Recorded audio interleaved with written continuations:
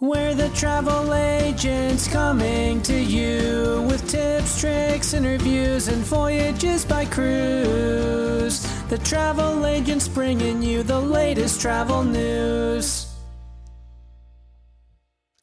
Hey, here we are.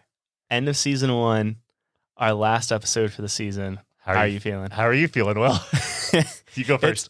It's a little emotional. Yeah. I remember when we first started, there was that conversation that a lot of people don't make it past 10 and they burn out, they quit. Sure. And there's that saying, I guess, that if you make it past 10, then you know you're in it for the long haul. Past 10 episodes. Yeah, past 10 episodes. And, Sure. And we're here. We've done it. And it feels really gratifying to have it all recorded and to have it all done.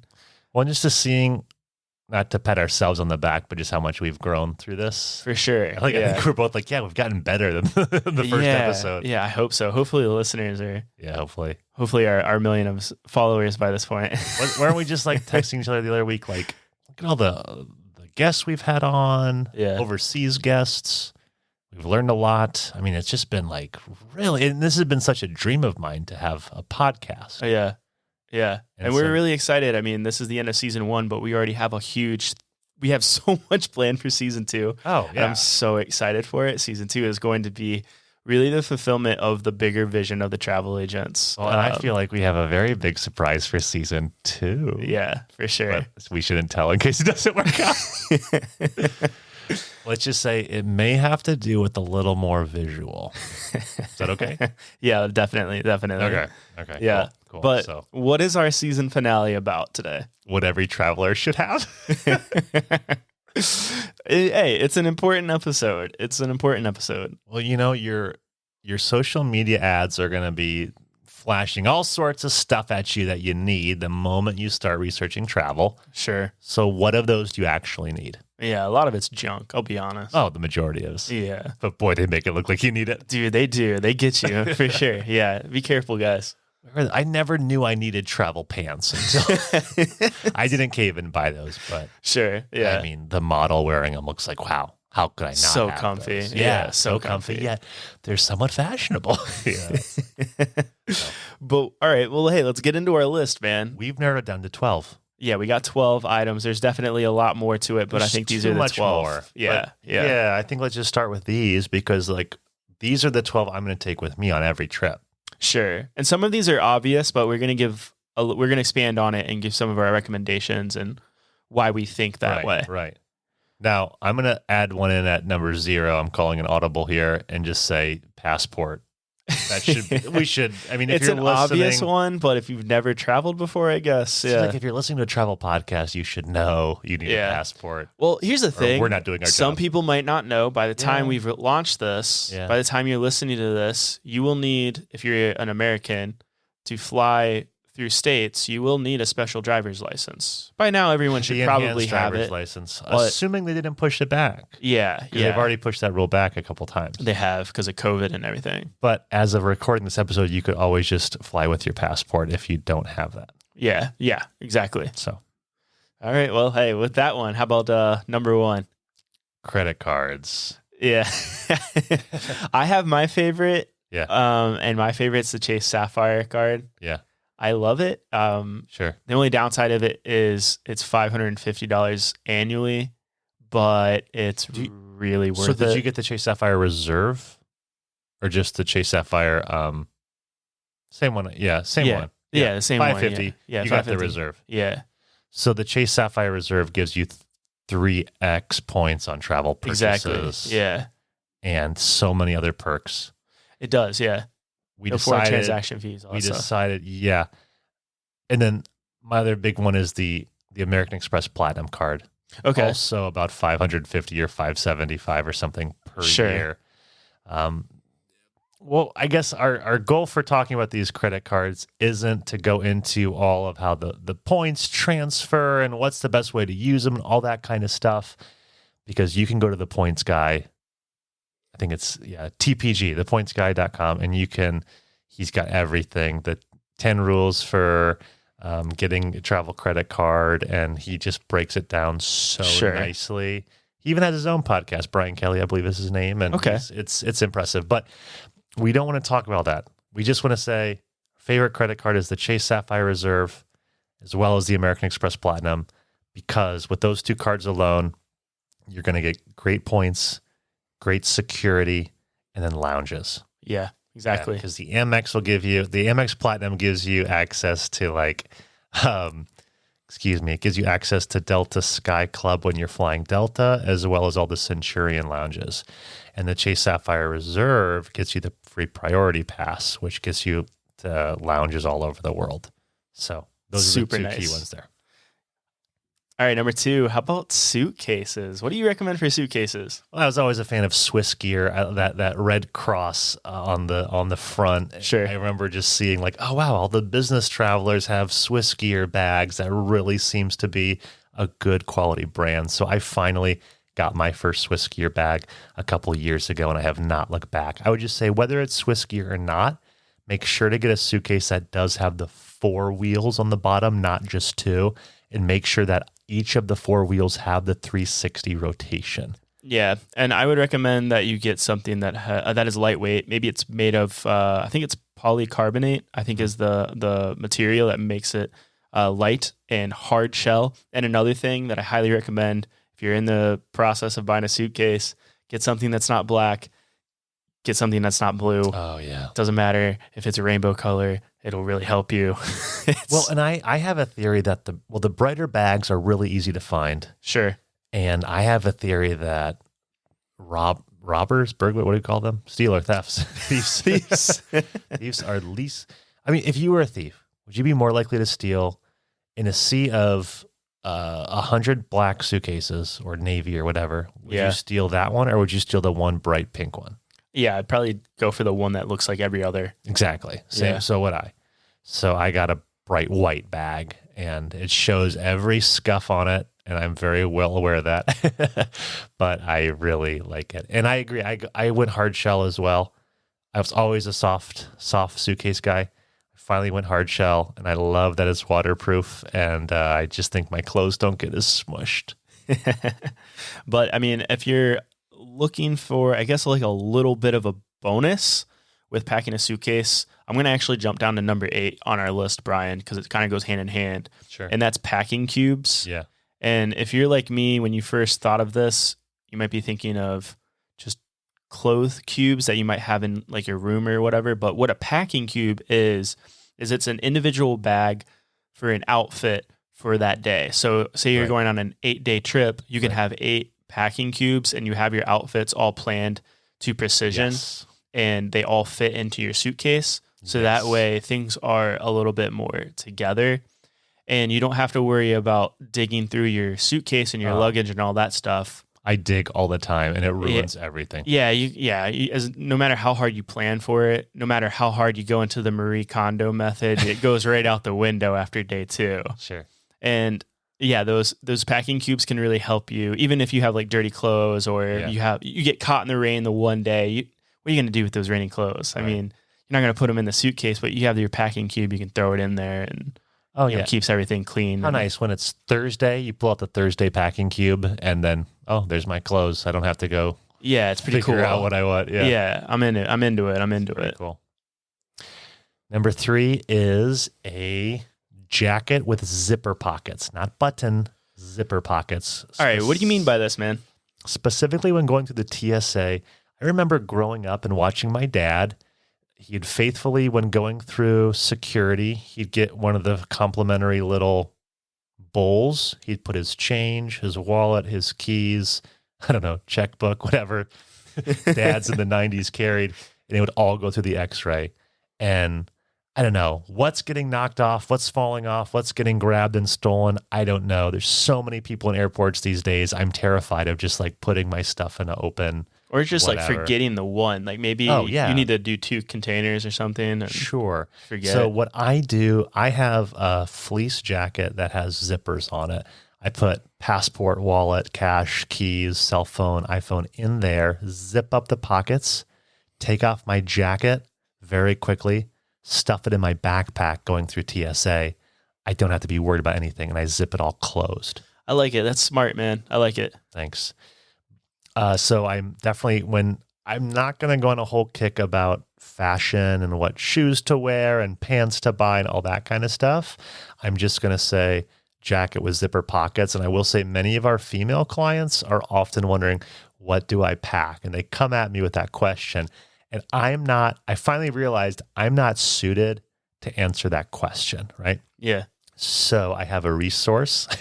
I get her emails weekly, and she does a great job. It's travelfashiongirl.com. Okay. I believe it's an Italian woman, I think. Although I just saw in this week's in her email, I think she might live in Mexico. So I don't know if she's just living there or if she's Mexican, but I could have swore she was Italian. But it's travelfashiongirl.com. It's all I'm going to say. I won't try to explain, but she really gets how to dress well and how to fit in the foreign country you're going to, which I think a lot of what our clients and listeners are looking for. I don't want to stick out like a sore thumb when I'm in Florence. I don't want people to know I'm an American tourist with my Old Navy American flag t-shirt in Rome, right? They want to fit in. And so check her out. Absolutely. That's great.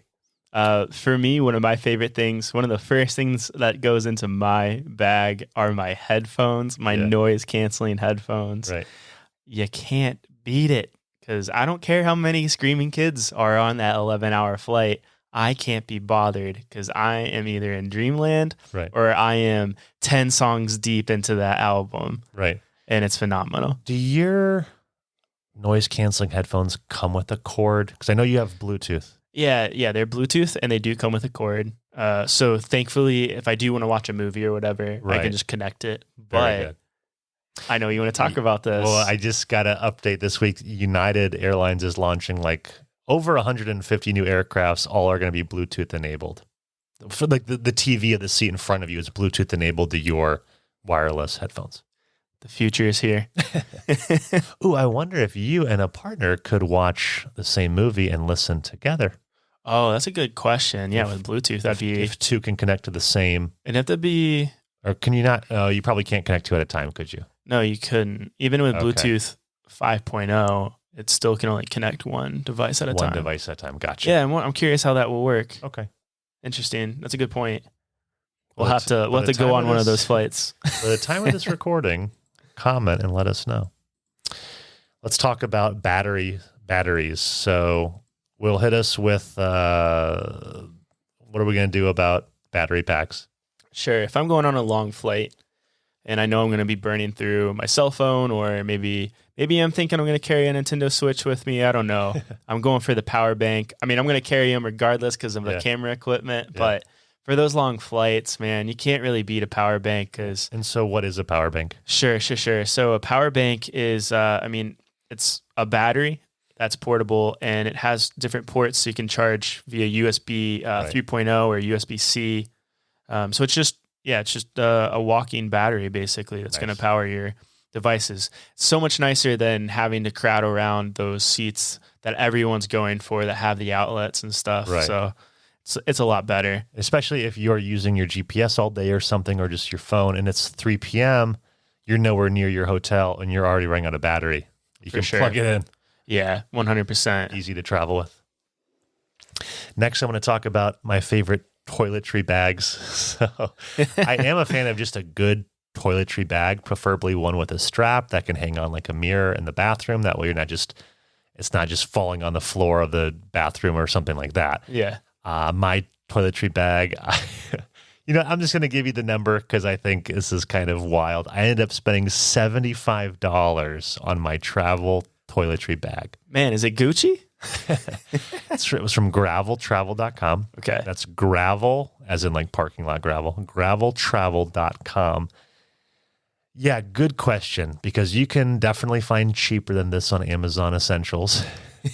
But something about this bag, and I know how much I travel. Sure. I've never been happy with my, toiletry bag. Who knows what happened? Maybe I sold like an extra trip that day or something, but I'm not going to lie. Every time I go with you and I see your bag, I get jealous. I'm like, dang, man, I need one of those. That's why I do it. Yeah. No, I'm very proud of my toiletry bag. So this next one, we've kind of already talked about it in a prior episode. Sure. But I remember when we went to Iceland, ding, ding, ding, that's the episode. This thing came in big time, and that's SkyRoam. But what is SkyRoam? SkyRoam is a wireless Wi-Fi hotspot. So it doesn't necessarily need to be SkyRoam. That's the one that we've used before. Sure. And it works. It has its cons, but just like everything. Yeah. But we recommend a wireless Wi-Fi hotspot because if you're going international, you don't necessarily want to pay the $60 fee a day for international data. Wow. It's a lot. You know? Okay, so I know Verizon. Yeah, sorry, I don't mean to correct you, but I think Verizon's like $10 a day. But you're right. It's a lot. Some plans, particularly when you have a lot of people, some plans it might be like $60 or $80 for like the whole duration of your trip up front, right? And so those, or actually more than that, because you have to get like a whole plan. Like T-Mobile, you have to just get a plan that includes it all the time, right? Even if you're just doing one trip that year. So it's insane. Yeah, it really adds up. So what are you going to do? Because you need your phone when you're traveling internationally. You need connection to data. And I know international calling and texting, they're not that expensive. They are, but they're not crazy. But the international data is what kills you. I've heard horror stories of clients who take 4 kids to Paris for the week, right? Mm-hmm. Teenage kids. Yeah. You know where this is going. And they don't make any proactive steps to get an international plan. They come home to a $2,000 Verizon bill, right? Like it's nuts. So this is an opportunity that it's a hot spot. SkyRoam in particular, I'm familiar with. I think you spend about $180 for the device and you keep that forever. And then you spend $9 per 24-hour period to activate it. Mm-hmm. Up to 10 people can connect at once.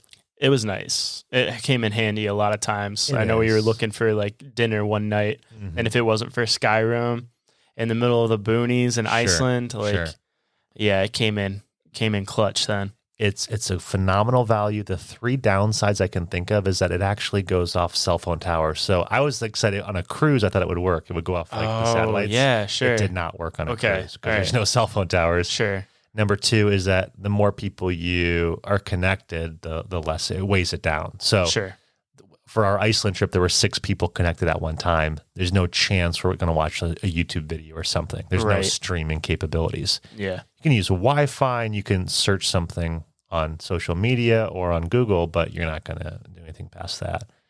And then the third downside would be that if the group decides to split up, you can't, you have to be within a certain radius of this thing to be connected to it. Sure. Now, our group of 6 stayed together pretty much all the time. Right. But if we had split up, that wouldn't have been fun. Yeah. Okay. And then, we already talked about number 8, but to backtrack, that was the packing cubes. So we're going to go back to number 9, and that is an international travel adapter and a curling iron. So go ahead, Brian. There's a big difference between travel adapters and travel converters. Adapters just adapt, converters convert. As I was saying it, I was like, I think I'm just repeating what I've said. An adapter just adapts the voltage. Gosh, I want to get this right. So a converter is going to step down the amperage and convert it into a different voltage. So here in the United States, it's at a certain voltage in a household. And it's different. So as a layman, how do you know what you're buying? I'll tell you this. Usually a travel adapter is somewhere in the range of $10 to $20. A travel converter can be $100 I've seen. Mm-hmm. Because you're actually converting like electricity, right? Yeah. Right. So I recommend international travel adapters. There are some on Amazon that work in over 150 countries, probably the country you're going to go to, it works in, right? But one of the coolest things about the international travel adapter, it's all in one, but you can get the one that you can charge at least 2 USBs, like 2 iPhones, for example, at once. That's what's great. But the problem is you're bringing a curling iron or straightening iron, and you plug into one of these cheap mass-made international travel adapters that you just spent $12 on. The thing's going to blow up in like 5 or 10 seconds. So you would need a converter. So your next question is, am I really going to spend $100 or $150 on a travel converter just so I can have a curling iron or straightening iron or hair blow dryer? And I would say this. Number 1, most hotels have blow dryers for your hair. Yep. Number 2, on Amazon, type in international curling straightening iron for travel all in one. It's about $27, and this converts for you. You can plug it in to your adapter, and it will not blow up. That's Now, nice. it's smaller, but curling, straightening, all in one, not dangerous, good to have. Or worst case scenario, when you get to the country, just go buy a local curling iron. For sure. Yeah, so that starts to add up. That's great. That makes a lot more sense as to how you always have curly hair when we go overseas. Thank you. Appreciate that. How about Number our next 10. item? I call this a money belt, though I know it's not the traditional money belt, which is like a true belt that holds up your pants and inside there's a zipper and you can hide money and stuff. I've never actually had that or seen that.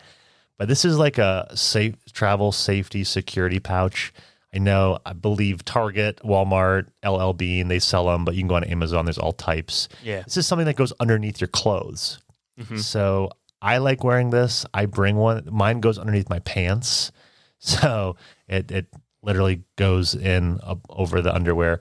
And what I like, I keep my passport, cash, credit cards in there. Mm-hmm. And then in my wallet, my travel wallet, which I keep in my front pocket, I keep like, I don't know, $50. Sure. That way, if and when I ever get pickpocketed from my wallet, my trip's not ruined. Sure. Yeah, I've lost $50, which is unfortunate, but I still have my passport, my credit cards, and my excess cash. So that's why I'm a big fan of those. Sure. I want to talk about the turtle pillow. Yeah. So I never bought the neck pillow on planes that goes around your neck as like the moon shape, right? I just never It never does it for me. caved in and bought it. Because every time I saw someone wearing it, after about an hour, it was on the floor, their neck was hanging forward, or they were sick of it and they took it off, like they got sweaty or something. Yeah. Well, then I heard about the turtle pillow. I won't overhype it because it took me a while to get used to it, but it's a wrap that wraps around your neck. It's very slim, so it fits very easily in your bag. Okay. It's around $30 on Amazon. And it's got the best way, almost like a spring thing that goes in the front of your neck that keeps your neck up straight. So the biggest issue when you're trying to sleep on an airplane is your neck falling forward. Mm-hmm. And then you snap forward and then have to go to see the chiropractor in North Canton. Shout out to Dr. Vargo. Such a great chiropractor. But anyways, so this actually keeps your neck up and it's just very easy to travel with. Mm-hmm. And it took me a couple flights, but I'm a huge fan of the turtle pillow. Every time I go on a trip with you, I see you whip this thing out and I immediately get jealous because you're like zonked out within like 20 minutes and I'm over here like, all right, I just gotta get through the trip. Well, I also have a privilege of being able to fall asleep on flights. All right. You got the special power. So, Will, let's say I have all these books I want to bring. I had these great expectations of like reading 3 or 4 books on this trip. And as you know, books are some of the most heavy things to travel with. They also take up a lot of space. Yeah, no doubt. This one's probably obvious to most people, but we highly recommend you bring a Kindle or something that's Kindle, like an iPad, whatever it is, but something that you can use to read an ebook, or if you're into audiobooks. But if you're into ebooks, Kindles, iPads really do the trick. It'll really help lighten the load. I mean, almost all of my friends that I know of, they love when they go to an all-inclusive resort. One of their favorite things to do is get a drink, lay by the pool, and read a book. Yeah, I go crazy, but they love it, and I don't think they ever have an actual physical book because, come on, you can't too much. You can't allocate that weight for a book. No. Just get the Kindle and read to your heart's desire. And the Kindle holds battery so well. And then one other Kindle pro tip. It's around $8 on Amazon. It's called the Kindle Strap. And it hooks, because like I can hold the Kindle in my hand, but I find that my hand gets tired from gripping the whole thing, right? Sure. Well, the strap loops around the back and you just slide your hand into it very comfortably. Ooh. Oh, it's so nice. It changed my Kindle experience forever. What a funny one to end on. Like, okay, that's it. Those are our 12. We know there's a lot more. There are. Yeah. There's a lot more cool things you could get for travel Trust me. And if you don't know, social media will tell you all the great things you could get once you start looking. Yeah, we're so sorry for the potential ads you might be getting after listening to this podcast. I feel like we could have mentioned waterproof shoes. That's only if you go to the Dead Sea in Israel. I'm just kidding. The moment you go to Europe in April and it rains on you that first day, and you're like, oh, shoot, my shoes and my socks are wet. Now my day's ruined. Yeah. You can keep dry shoes. So I get a lot of ads for waterproof shoes. Yeah. I've seen a few of those that look pretty good. I can't think of any of them off the top of my head. One's called Suave. I want to try it. Okay, I think that's the one I'm thinking of. They look kind of cool. They look really cool, and they're pricey, but they're supposed to be waterproof. So it goes a long way, man. Yeah, if you go to somewhere like Ireland where it rains like all the time, right, it makes a huge difference. Right. Yeah, going on a hike and then you're 5 minutes in and your shoes are wet and you're like, I just want to go home. We didn't talk about but I think it's kind of obvious, like toiletries, like you need 3.2 ounces or less. Yeah, I would think that everyone by now is so those little bottles at like Target that you can go buy and you can fill them up with like your stuff. Yeah, right. Okay. Yeah, if you've never traveled before, you need you can't have more than 3.2 ounces of fluid in a container. But yeah, I think that's it, man. I think we got a lot of the big ones. Yeah, and not only does this conclude the episode, but this concludes season 1 of the Travel Agents podcasts.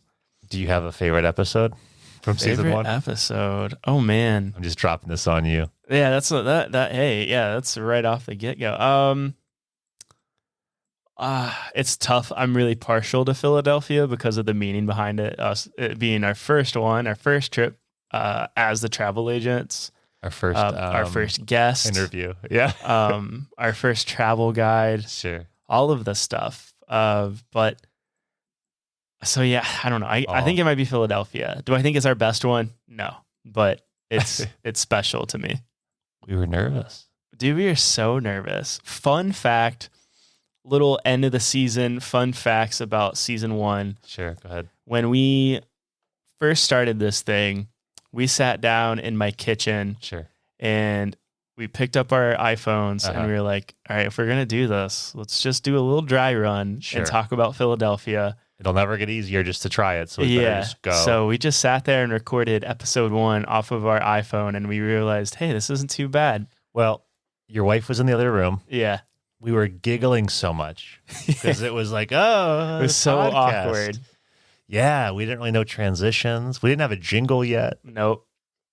We didn't have all this great equipment, but we had a blast. I remember I shared it with my parents. They listened to it on their drive to Columbus the next day, and they loved it. They're like, "Oh, we're excited." Maybe if we have enough. I don't know. What's the challenge? Maybe if we have comments, or what do you want to do? Comments or subscribers? Oh, what are you getting at? We released that? Yeah. Oh, that would be terrifying. We could do it.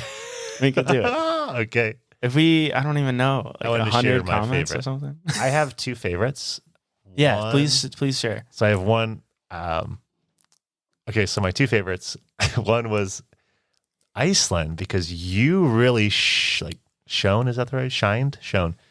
You just right out the gate. Well, thank you. It was awesome. And I remember just sitting here going wow, I was on that trip too, and it was just great. Listening, I forget half the stuff we did, and so hearing you talk about it and your tips, I was super impressed with you. It's a trip that's near and dear to my heart. Yeah, that was awesome. And then I really had a lot of fun talking about Ethiopia just because it was so different. For sure. Yeah, I was really excited when you told me you wanted to do that episode. I was like, yes, please. Yeah. I want to hear about it more. And then having a Skinner here made me feel a lot more comfortable because I knew we could. It made it really special. Fact check me. Yeah, for sure. Yeah. Sure. That was cool. Well, speaking for myself, and I think I can speak for Brian, we hope that you guys have enjoyed season 1 of the Travel Agents. Know that there is a lot more coming. Mm-hmm. We have exciting things planned for season 2. Yeah. We will be back in a few months, and we're excited to show you what we have. Thank you, everyone, for listening. We really appreciate your support. Until season 2, we're out of here. We're the Travel Agents, that's the end of our show.